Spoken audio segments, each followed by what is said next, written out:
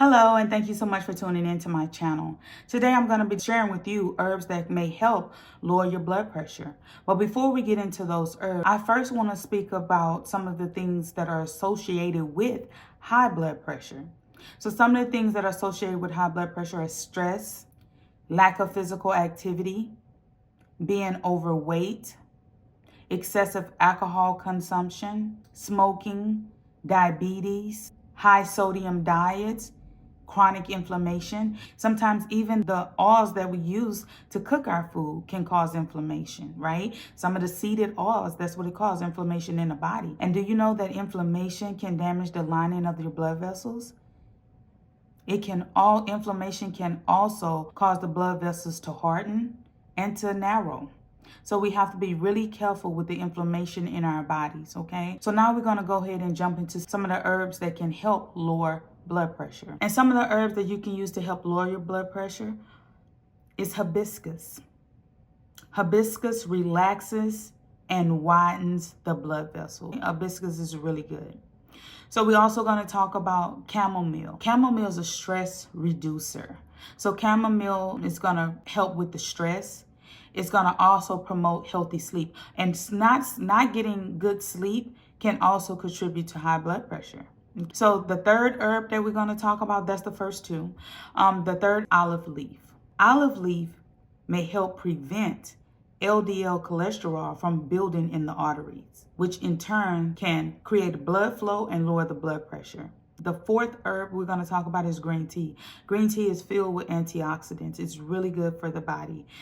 Green tea also prevents LDL cholesterol from building, and it can promote blood vessel relaxation. The fifth herb we're going to talk about is ashwagandha, and I love ashwagandha.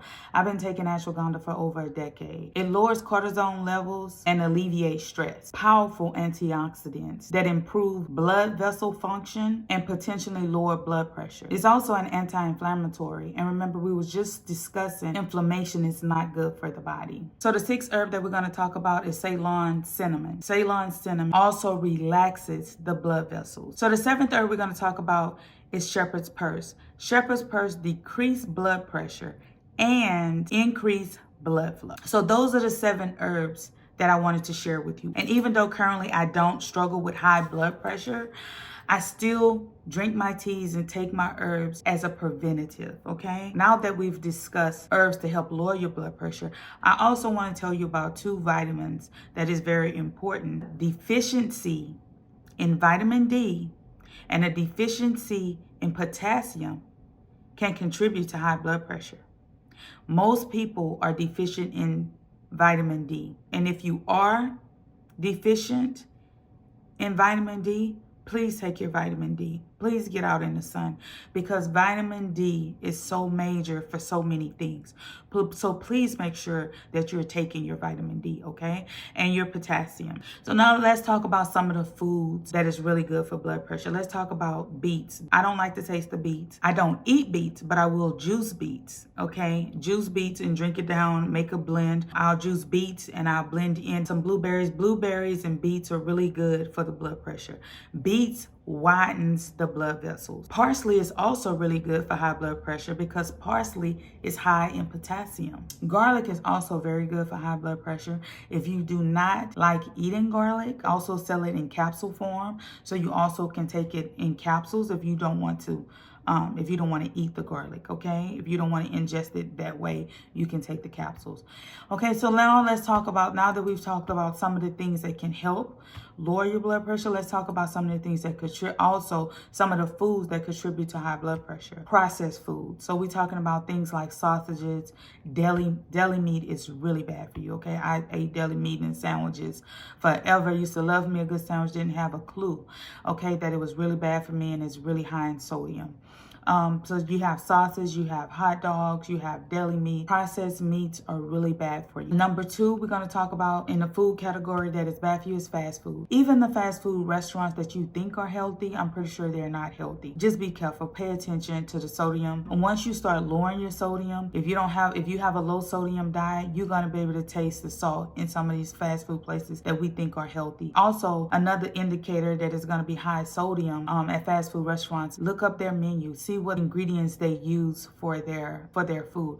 Foods with multiple ingredients gonna be high in sodium. It's gonna be very high in sodium, okay? Another food that's very high in sodium that has multiple ingredients that I love so very much, and I'm very careful about eating and what I put on it. When I do eat it, it's pizza. Pizza is very high in sodium. You have to be careful and pay attention to that, because who would have known, right? But if you think about it, it has multiple ingredients. It has multiple meats on top. Even I do veggies, but it have cheese. Cheese is high in sodium. You know, you have to be careful with that. Some cheeses are processed, so you have to be careful with that as well. And then the number 4 thing we're going to talk about is frozen foods, okay? Microwavable foods. Check the sodium. Check the sodium. And when you check the sodium, if it's less than 20%, it may not be so bad, but then check the serving size, okay? Make sure it's not 2 servings in one meal or 4 servings in one meal when you know you're going to eat the whole meal, because then you may be thinking, oh, the sodium not bad. But when you look at the serving size and that's really 4 meals and you know you're about to eat the whole thing,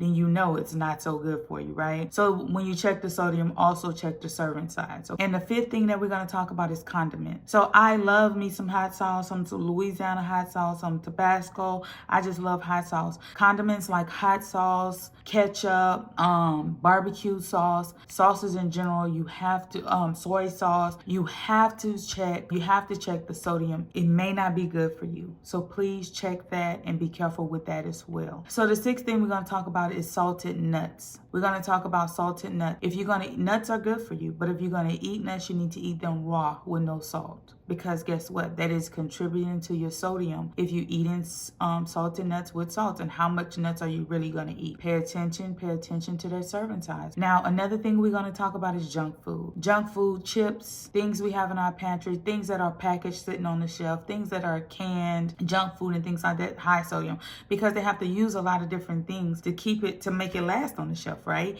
Even when you look at potato chips and things like that, look at the sodium and the serving size. And another thing we're going to talk about is canned foods. So let's talk about canned soup. People will be sick, and when I was younger, when you were sick, if nobody was there to make you soup, you had canned soup. Get your can of canned soup out of the pantry and have some canned soup, and that's going to help you feel better. Canned soup is full of sodium and not so good for you at all. Canned soup, packaged soups, not good at all. Please check the sodium and check the serving size. So those are some of the things that I want to share with you. You also have to be careful with your sugar intake. Sugar also increases your blood pressure. Okay. You also want to look at your packaged meats. When you go into the grocery store and you buy a pack of meat, they will tell you what the sodium on the package. Look at the sodium and then think about how much sodium you are also adding to the meat once you get home and cook it. Please be careful with your sodium intake. I want to thank you so much for watching. If you're taking any medication, please talk to your doctors first. These herbs will reduce your blood pressure. And if you on blood pressure medication, you may not want it to be reduced so much, right? Please take control of your own health. Don't leave it up to no one else to take care of your health for you. Do your research, do your due diligence, change your eating habits. It have to be a lifestyle. And do the things you need to do so that you can live a long and healthy life. Thank you. Bye-bye.